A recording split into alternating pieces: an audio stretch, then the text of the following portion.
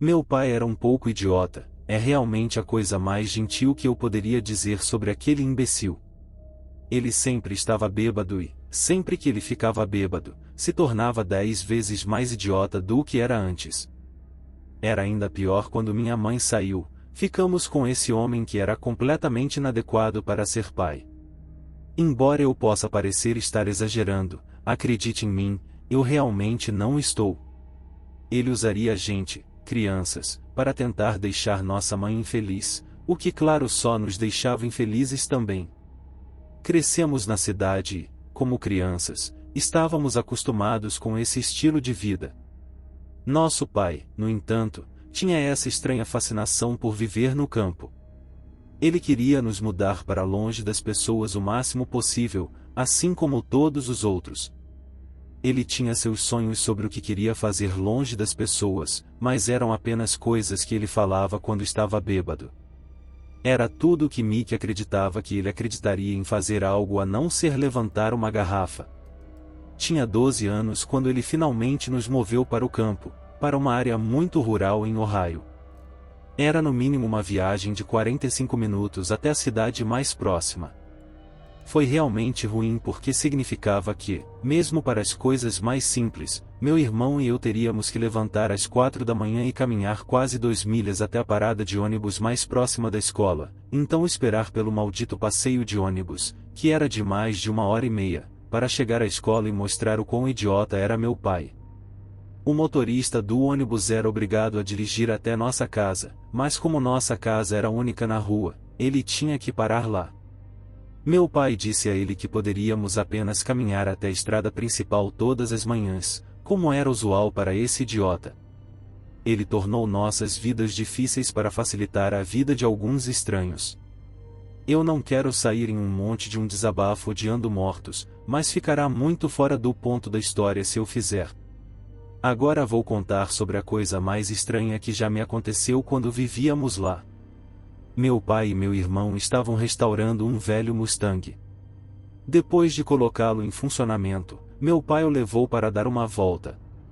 Ele foi muito mais longe pelo caminho de cascalho onde vivíamos. Estávamos no topo da colina e o caminho subia e descia muitas colinas. Não havia casas por milhas ao redor. Na verdade, quando dirigíamos para lá por conta própria, levaria pelo menos 30 minutos de dirigir para encontrar algo. Era tão rural quanto você poderia possivelmente obter. Neste dia em particular, meu pai decidiu levar esse carro para um test drive e ele ficou fora por muito tempo. Muitas horas depois, ele voltou para a porta e parecia cansado. Aparentemente, a bateria tinha morrido longe da casa e ele teve que caminhar de volta para casa. Claro, ele imediatamente pegou uma cerveja e sentou em sua bunda preguiçosa e me pediu para pegar os cabos de carregar. Quando eu o fiz, ele me disse para levar os cabos para o carro e esperar alguém passar e pedir para dar uma carga. Quando tentei protestar, ele me disse que ele tinha ficado lá tempo suficiente e eu tinha que fazer isso simplesmente porque ele me disse para fazer. Agora você provavelmente está pensando por que ele mandaria um menino de 13 anos fazer isso. Eu tinha completado 13 anos enquanto vivíamos lá. Ele insistiu quando mudamos para lá que eu aprendesse a dirigir e agora parecia que ele queria me colocar à prova. De qualquer forma, peguei esses cabos e fui para o carro e já estava escurecendo quando cheguei lá. Eu sabia que estaria ficando bastante frio também, então entrei no carro para me aquecer. Não demorou muito para ficar completamente escuro e, quando estava escuro, nenhum carro tinha passado. Honestamente, eu nem esperava que algum passasse. Não posso lhe dizer por quanto tempo fiquei lá, no escuro, dentro desse carro. Sem saber o que fazer, eu poderia esperar que um carro eventualmente passasse por essa estrada solitária, mas eu realmente duvidava que isso acontecesse. Não era como se eu pudesse voltar para casa nessa escuridão de qualquer maneira. Eu pensei que teria que continuar esperando. Depois de um tempo, eu pensei ter visto algo no topo da colina, apenas um pequeno lampejo de luz. Eu o ignorei no começo, mesmo que pudesse ter sido apenas algumas luzes de inseto ou vagalumes. Depois de um período de tempo, eu vi novamente, parecia estar se aproximando antes de desaparecer novamente. Na próxima vez que eu vi, comecei a ficar ligeiramente preocupado.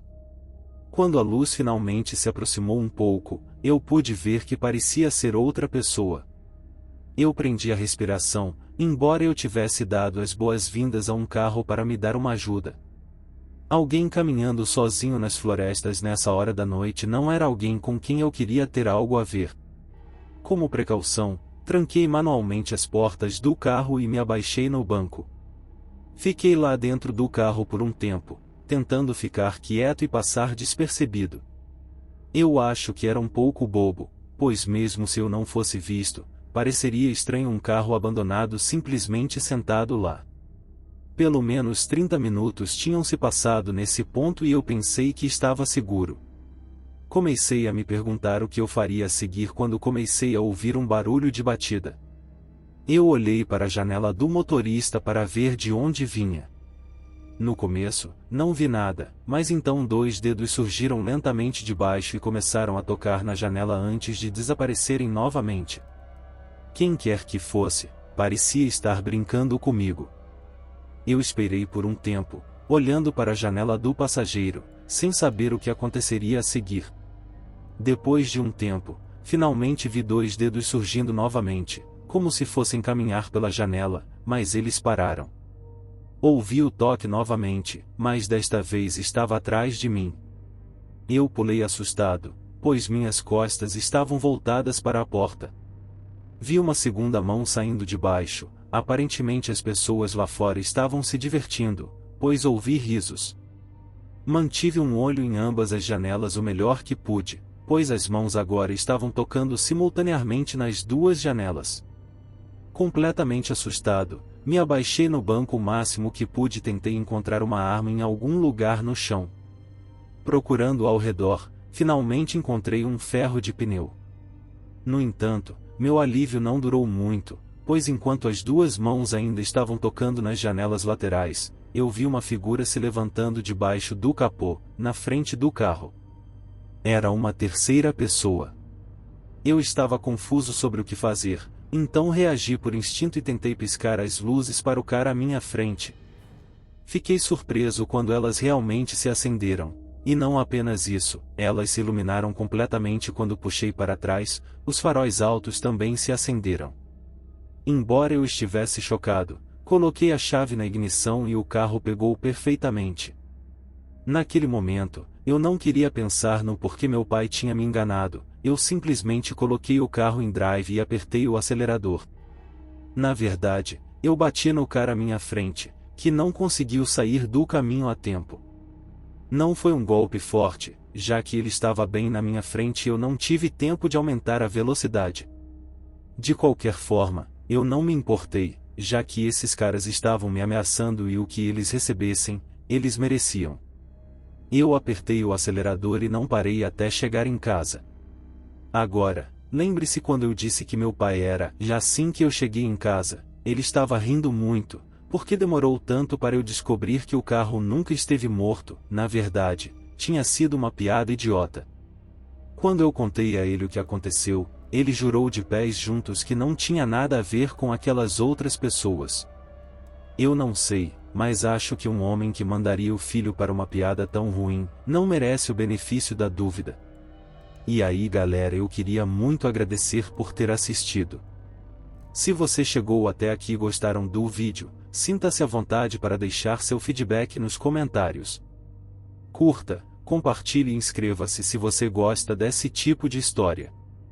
Se você tem uma história pessoal que você gostaria de enviar, mande pelo e-mail na descrição do vídeo. Muito obrigado pessoal por ter assistido e espero que vocês tenham uma ótima vida.